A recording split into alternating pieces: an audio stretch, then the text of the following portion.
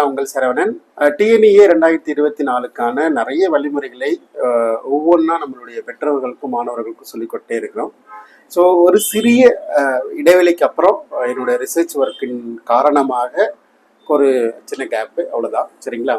So இப்போ இன்னைக்கு என்ன டாபிக் பற்றி பார்க்க போகிறோம் அப்படின்னா, சார் என்ன நடந்துட்டு இருக்கு, இன்னைக்கு என்ன சினாரியோ. இன்னைக்கு நம்ம அந்த வீடியோ ரெக்கார்ட் பண்ணுறது பார்த்தீங்கன்னா கிட்டத்தட்ட 27ஆம் தேதி, சரிங்களா, நைட் 7 மணி. ஸோ இப்போ தான் நம்ம இந்த ரெக்கார்டிங் ஸ்டார்ட் பண்ணுறோம். இந்த ஸ்டேட்டஸ் இப்போ எப்படி சார் இருக்குது? 2023 பற்றி ஒரு சின்ன பாயிண்ட்ஸ் மட்டும் சொல்லிடுறோம். 2023 கிட்டத்தட்ட 2,20,000 பேர் வந்து ரெஜிஸ்டர் பண்ணாங்க. டிஎன்இஏ 2023 இவ்வளோ மாணவர்கள் ரெஜிஸ்டர் பண்ணாங்க. அதில் அட்மிஷன் வாங்கினாங்க 1,69,000 பேர் கலந்துக்கிட்டாங்க, ஜாயின் பண்ணியிருப்பாங்க, ரிட்டர்ன் வந்திருப்பாங்க. இந்த மாதிரியான டீட்டெயில்ஸ்லாம் இருக்கலாம். சரிங்களா? இந்த வருஷம் எப்படி சார் இருக்கும்? இப்போவே ஆல்மோஸ்ட்டு நம்மளோட ரெஜிஸ்ட்ரேஷன் வந்து பார்த்தீங்கன்னா நேற்று ஈவினிங் வரைக்குமே 2,11,000 மாணவர்கள் வந்து டிஎன்இஏ தமிழ்நாடு இன்ஜினியரிங் அட்மிஷனோட 2024 அப்ளிகேஷன் போட்டிருக்கிறாங்க. சரிங்களா? அதில் சர்டிஃபிகேட்லாம் அப்லோட் பண்ணாதான் அது கம்ப்ளீட்டட் தான் அர்த்தம். ஸோ ஆல்மோஸ்ட் 1,22,000 பேர். என்னோட கல்குலேஷன் படி எப்படி போகலான்னா, கிட்டத்தட்ட வந்து போன வருஷம் 2,20,000 சொன்னாலே இருந்தது, 2,50,000 மாணவர்களுடன் கண்டிப்பாக போகிறதுக்கான ரெஜிஸ்ட்ரேஷன் கம்ப்ளீட் பண்ணுறதுக்கான வாய்ப்புகள் இருக்குது. அதே போல் இதை கவுன்சிலிங் மூலியமாக அட்மிஷன் சைன் பண்ணக்கூடிய மாணவர்கள் இந்த வருஷம் கண்டிப்பாக 1,75,000 1,90,000 வரைக்கும் போகலாம். ஏன் சார் 2.5 லட்சம் பேர் பதிவு பண்ணுறான்னு சொல்லுங்க, 1,70,000 பேர் சார் வாங்கியிருப்பாங்க அப்படின்னா, கண்டிப்பாக இது பல்வேறு காலகட்டங்களில் பல்வேறு கல்லூரிகள் கோர்ஸ் இதெல்லாம் அடிப்படையில் மாறும்போது அவங்க எதிர்பார்க்குற கல்லூரியில் போகாமல் இருக்கலாம், சீட் கிடைக்காம இருந்திருக்கலாம். அதனால மேனேஜ்மெண்ட்டில் கன்டினியூ பண்ணுவாங்க. இல்லை வேறு கல்லூரிக்கு மாறும்போது அது தரம் இல்லாமல் எனக்கு வேண்டாம், நான் திரும்ப வேறு இது மாதிரியான நிறைய எக்ஸ்சேஞ்ச் ப்ராசஸ் இருக்கிறதுனால கண்டிப்பாக இந்த 2 நாள் நடக்கும். நான் சேர்ற மாணவர்களுடைய எண்ணிக்கைகள் வந்து அதிகமாக இருக்க வாய்ப்புகள் இருக்குது.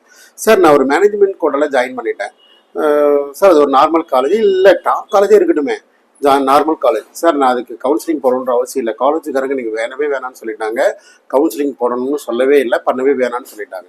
கண்டிப்பாக நான் என்னோட சஜஷன் பொறுத்த வரைக்கும் யாராக இருந்தாலும் நீங்கள் மேனேஜ்மெண்ட் கோட்டாவில் பணம் கட்டி ஜாயின் பண்ணாலும் ஒரு 500 ரூபா செலவு பண்ணுறதுல ஒன்றும் மிகப்பெரிய தவறு கிடையவே கிடையாது. கண்டிப்பாக ஒரு அப்ளிகேஷன் போடுங்க, டாக்குமெண்ட்டை எல்லாத்தையும் ஸ்கேன் பண்ணி அப்லோட் பண்ணுங்க. இந்த ப்ரொசீஜர் எப்படி இருக்குன்னா, இன்னும் நிறைய மாணவர்கள் சார் நான் டிஎஃப்சி சென்டர் போட்டேன், இது அதை பற்றி நம்ம திரும்ப சொல்கிறேன், பட் நீங்கள் ஃபஸ்ட்டு அப்ளை பண்ணிடணும், அதுதான் என்னுடைய ஆணித்தனமான பதிவு. ஸோ கண்டிப்பாக நீங்கள் மேனேஜ்மெண்ட் கோட்டாவில் ஒரு கல்லூரியில் சேர்ந்திருந்தாலும் கூட கண்டிப்பாக அப்ளை பண்ணி அப்ளிகேஷன் போட்டு அப்ளிகேஷன் நம்பர் வாங்கி வச்சுக்கோங்க. சரிங்களா? ஸோ இது ஃபுல் வீடியோவை பாருங்கள், இது சம்மந்தமாக நிறைய விஷயங்கள் நான் கொடுக்க போகிறேன். ஃபுல் வீடியோ ஸ்கிப் பண்ணாமல் பாருங்கள். உங்களுடைய இந்த வீடியோ கண்டென்ட் எல்லாமே உங்களுக்கு பிடிச்சிருக்க பட்சத்தில் கண்டிப்பாக உங்களுடைய ஃப்ரெண்ட்ஸுக்கு எல்லாத்துக்கும் ஃபார்வர்ட் பண்ணுங்க. சரிங்களா? Right. So first point sir, எனக்கு வந்து இந்த ரேங்க் அப்படின்னா என்னன்னு தெரியல சார். கட் ஆஃப் பற்றி நிறைய யூடியூபர் சொல்கிறாங்க, எல்லாரும் சொல்கிறாங்க. எனக்கு ரேங்கை பற்றி தெரியலன்னா பெருசாக ஒன்றுமே இல்லை. ரேங்க் அப்படின்றது இப்போ நீங்கள் க்யூவில் நிற்கிறீங்க, ரைட்? எத்தனை மாணவர்கள் அப்ளை பண்ணியிருக்கிறாங்க, அதில் நீங்கள் எத்தனாவது இடத்துல இருக்கீங்கன்றதுக்கு பேர் ஜென்ரல் ரேங்க். அதாவது டோட்டல் அப்ளிகன்ட்ல மார்க் அடிப்படையில், அதே போல் ஃபிசிக்ஸ் கெமிஸ்ட்ரி மேத்தமெட்டிக்ஸோடைய கட் ஆஃப் அடிப்படையில் நீங்கள் எத்தனாவது இடத்துல இருக்குன்னு சொல்கிறதுக்கு பேர் ஜென்ரல் ரேங்க். கம்யூனிட்டி ரேங்க்னா உங்களுடைய கம்யூனிட்டி ரிசர்வேஷனில் நீங்கள் எத்தனாவது இடத்துல இருக்கிறீங்க, அதாவது உங்களுடைய கம்யூனிட்டி எத்தனை பேர் இருப்பாங்க, அதில் நீங்கள் எத்தனாவது இடத்துல இருக்கிறீங்க, அதில் நீங்கள் 100வது இடத்துலையோ 1000வது இடத்துலையோ 10,000 இடத்துல இருக்கிறீங்களா, அது உங்களுடைய கம்யூனிட்டி ரேங்க். சரிங்களா? ஒரு கல்லூரியில் சீட்டு ரிசர்வேஷன், ஹரிஜானல் ரிசர்வேஷன் பர்சன்டேஜ் அடிப்படையில் சீட்டு செக்ரிகேட் பண்ணுவாங்க. அது அரசு கல்லூரியாக இருக்கட்டும், ப்ரைவேட் கல்லூரிகளாக இருக்கட்டும். ஸோ அந்த இருக்கிற நம்பர் ஆஃப் சீட்ஸ் தான் நம்ம வந்து அலோகேட் பண்ணுவாங்க. ஸோ ரேங்க் அப்படின்றது ஜென்ரல் ரேங்க் அப்படின்றது லெஃப்ட் சைடில் ரேங்க் லிஸ்ட்டில் ஃபஸ்ட்டு காலத்தில் கொடுப்பாங்க. அது 50,000 1 லட்சமோ 1.5 லட்சமோ என்னவோ அதுதான் ஜென்ரல் ரேங்க். அப்போனா நீங்கள் எத்தனாவது இடத்துல நிற்கிறீங்க. கம்யூனிட்டி ரேங்க்னா நீங்கள் உங்களுடைய கம்யூனிட்டி வாரியின் அடிப்படையில் எத்தனாவது இடத்துல இருக்கீங்கன்றது ரொம்ப முக்கியம். இதனுடைய இன்னும் அதிகமான புரிதல் எப்போனா அந்த கவுன்சிலிங் டைமில் நிறைய விஷயங்கள் சொல்லிக் கொடுப்போம். சொல்லப்போனால் ரேங்க் லிஸ்ட் வரும்போது இன்னும் நிறைய விஷயத்தில் அதை வந்து துல்லியமான பார்வைகள் சொல்லிக் கொடுப்போம்.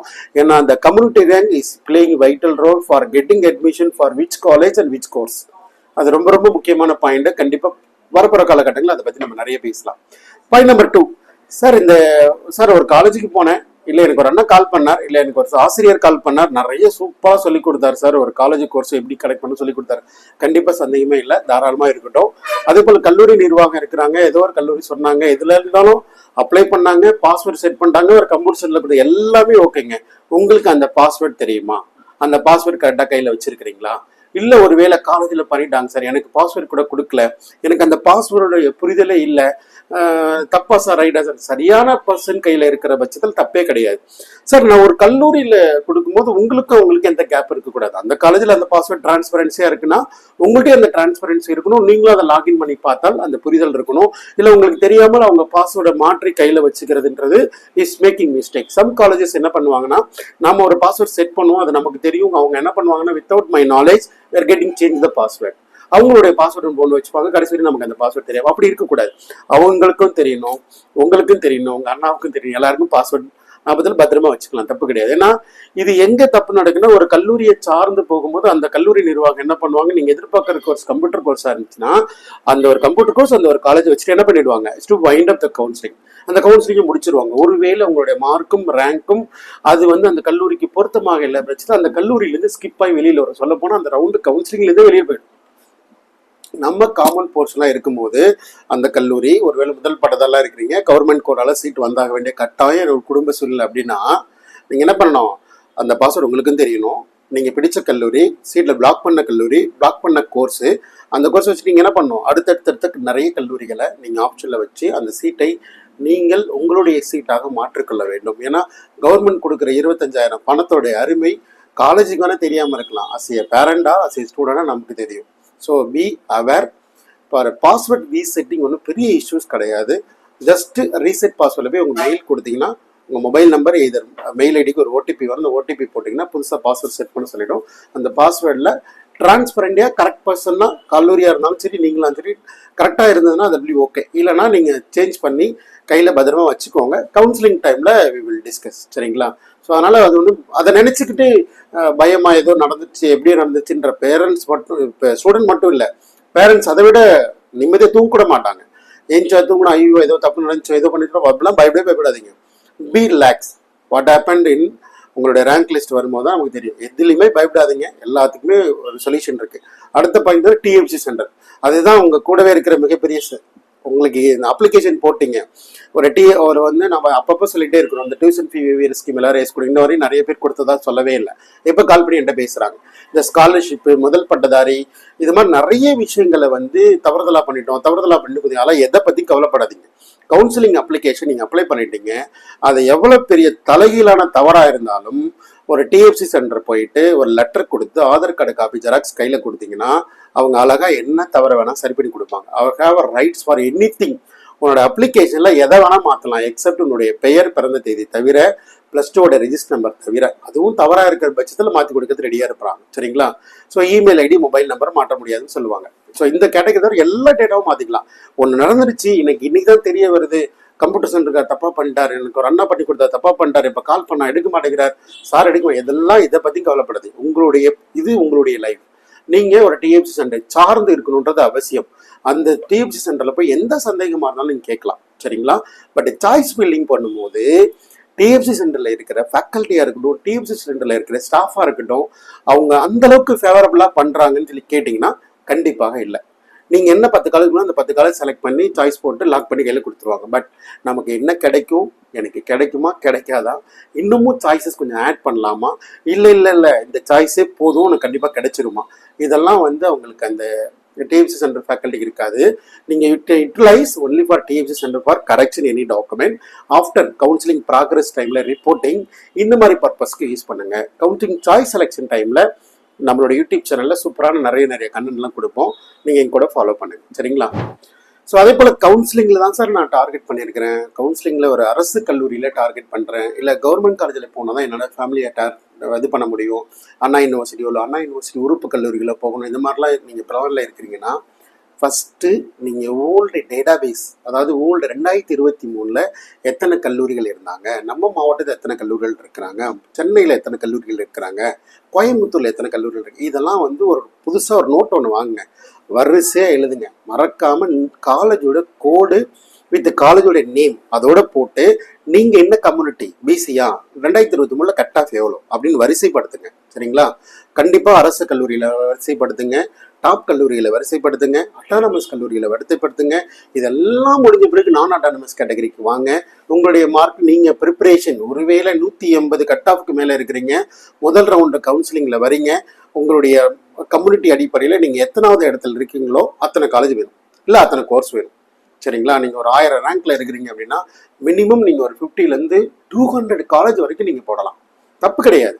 சரிங்களா? அதெல்லாம் தப்பே கிடையாது. இது சம்பந்தமான நிறைய விஷயங்கள் நம்ம பழைய வீடியோக்குள்ள சொல்லியிருக்கிறோம். ஸோ நீங்கள் எப்போதுமே சாய்ஸ் செலெக்ஷன் பண்ணும்போது சில பாயிண்ட் நல்லா ஞாபகத்தில் வச்சுக்கோங்க. ஃபர்ஸ்ட் காலேஜோடைய அடிப்படை. சரியா? சார் எனக்கு வந்து I am very very important target with SSN sir, I am very main important with BSc sir, sir நான் ஜிசிடியில் தான் சார் போகணும்னு நினைக்கிறேன் அப்படின்னா காலேஜ் அடிப்படையில் வேற கோர்ஸை மாற்றுங்க. சரிங்களா? கம்ப்யூட்டர் கோர்ஸோ இசி கோர்ஸோ ட்ரிபிள் அன்டில் உன்னுடைய கன்வீனியன்சிங் ஃபேக்டர் ரொம்ப ரொம்ப முக்கியம். உனக்கு பிடிக்கணும். நீ படிக்க போகிற படிப்பு உனக்கு பிடிக்காம என்ன பண்ண போறீங்க? It is your career, it is your career path. நீ இதை எடுக்க போகிறது இதுதான் இனிமேல் லைஃப். ஒரு சிவில் எடுக்கிறியா, நீ பில்டர்ஸ் லைன்லையோ டிசைனிங் ஃபீல்டில் தான் போக போகிற. மெக்கானிக்கல் இன்ஜினியர்னா அந்த கேட்டகரி, ட்ரிபிள்னா அந்த கேட்டகரி, ஈஸினா அந்த கேட்டகரி. இது மாதிரி கோர்ஸ் ஒவ்வொன்றுமே கேன் கிரியேட் டிஃப்ரெண்ட் ஃபேஸஸ் வந்து நீங்கள் உங்களுக்கு ஜென்ரேட் ஆகும். சரிங்களா? ஸோ நீங்கள் காலேஜ் மட்டும்தான் டார்கெட் பண்ணுறீங்க. எனக்கு பிரச்சனையே இல்லை சார், நான் இருக்கிற கோயம்புத்தூர் இல்லை சென்னை எஸ்எஸ்என்ல நீங்கள் எந்த கோர்ஸ் படித்தாலும் எனக்கு நிறைய பெரியவங்கலாம் சொல்லியிருக்கிறாங்க, அதனால் அந்த நான் வந்து எந்த சிவில் இன்ஜினியர் இருந்தாலும் நான் எஸ்எஸ்என்ல படிக்க. அது மாதிரி காலேஜ் அடிப்படையில் நீங்கள் கோர்ஸை வரிசைப்படுத்துங்க. சரிங்களா?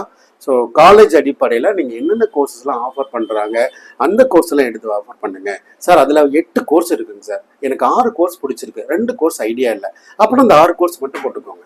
இதில் முக்கியமானது அடுத்து கோர்ஸ் அடிப்படையில். சார் ஒரு சிஎஸ்சி மட்டும் தான் என்னுடைய டார்கெட் சார், என்னுடைய மிக முக்கியமானது ஆர்டிஃபிஷியல் இன்டெலிஜென்ஸ் தான் அப்படின்னா அந்த கோர்ஸ் அடிப்படையில் தமிழ்நாடு ஃபுல்லாக இருக்கிற டாப் ரேங்கிங் கல்லூரி இருக்கிற 100 காலேஜும் போடுங்க. அடுத்த கோர்ஸ் ஏஐடிஎஸ் போடுங்க, இல்லை AML, what ever your like the course, நீங்கள் அதை ப்ரிஃபர் பண்ணுங்க. டேலண்ட்டு, உங்களோட எக்ஸ்பெக்டேஷன், எந்த கோர்ஸ் கிடைச்சா எனக்கு கோர்ஸ் நிறைய நாலேஜ் கொடுக்கும், நாளைக்கு வேலை வாய்ப்பு கொடுக்குற கோர்ஸ் என்ன, அந்த மாதிரிலாம் நீங்கள் வந்து யோசி கோர்ஸஸை ப்ரிஃபர் பண்ணுங்க. கோர்ஸ் அடிப்படையில் எல்லா காலேஜும் பார்த்துக்கோங்க. இதில் ஒரே ஒரு பாயிண்ட் நல்லா புரிஞ்சுக்கோங்க, இந்த ஃபீல்டு எனக்கு கண்டிப்பாக ஒத்தே வராது சார் அப்படின்னு இருக்கிற அந்த கோர்ஸ் வந்து எடுத்துடக்கூடாது. இப்போ எக்ஸாம்பிள், சார் சிவிலில் யாரும் படிக்க போனாங்க சார், அப்போது சிவில் இன்ஜினியரிங்ன்ற சாய்ஸ் உங்களுக்குள்ளே வரவே கூடாது.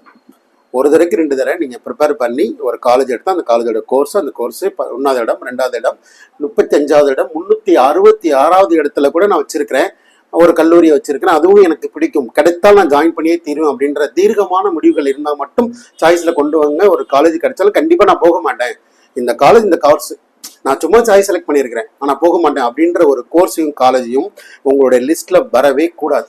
So preparation very very must. We have lot of time. இன்னும் ஒரு 40 நாள் டைம் இருக்குது. பொறுமையாக உட்காந்து ஒரு நோட்டை ஒன்று புதுசாக வாங்கி எழுதுங்க, பக்கமாக எழுதுங்க. நாம் 470 கல்லூரிகள், 450க்கும் மேற்பட்ட கல்லூரிகள், ஒரு கல்லூரியில் 5 கோர்ஸ்னால் 475, கிட்டத்தட்ட 5 கோர்ஸ் பார்த்துக்கோங்க. எல்லாருக்கும் இடம் உண்டு, என்ன கட் ஆஃப் இருந்தாலும் இடம் உண்டு. சரிங்களா? ஸோ சீட் இல்லாமலாம் இல்லை. நீங்கள் ப்ரிப்பேர் பண்ணுற choices are very very very very important. So description box போங்க, அதில் ஒரு கவுன்சிலிங் ப்ரொசீஜர் எப்படி இருக்கும், சரிங்களா, ஒரு அலாட்மெண்ட் ஆகிடுச்சு இல்லை அலாட்மெண்ட் ஆகலை, அதை எப்படி நம்ம ஹேண்டில் பண்ணணும், என்னென்ன மாதிரி டிசிஷன் எடுக்கணுன்ற ஒரு டீட்டெயில்டு வீடியோ ஒன்று சூப்பராக போட்டிருக்கிறேன், மறக்காமல் பார்த்துருங்க. சரிங்களா? ஸோ அந்த வீடியோவை பாருங்கள், அதில் உங்களுக்கு நிறைய ஐடியாஸ் கிடைக்கலாம். இது மட்டும் இல்லாமல் நாம் இதுக்குன்னே, அதாவது தமிழ்நாடு இன்ஜினியரிங் அட்மிஷன் 2024க்காக பிரத்யேகமாக சில ஸ்டாஃப்ஸ் போட்டு அவங்கள கைட் பண்ணி தவறுகள் எதுவும் செய்யக்கூடாது, தவறுகள் எது பண்ணாலும் அதை ஈஸியாக ஹேண்டில் பண்ணணும், அந்த மாதிரிலாம் ஒரு வந்து ஃபெசிலிட்டி அரேஞ்ச் பண்ணியிருக்கிறோம். ஸோ தேவைப்பட்டதுன்னா நம்மளோட வாட்ஸ்அப் குரூப்பில் ஜாயின் பண்ணி உங்களோட கொரீஸ் கேளுங்க, இல்லை ஹெல்ப்லைன் கால் பண்ணி இதை தவறு இருக்குது இப்படி பண்ணணும்னு சொல்லி கேளுங்க. ஸோ உங்களுக்கு முழுசாக செஞ்சு கொடுக்க ரெடியாக இருக்கிறோம். சரிங்களா?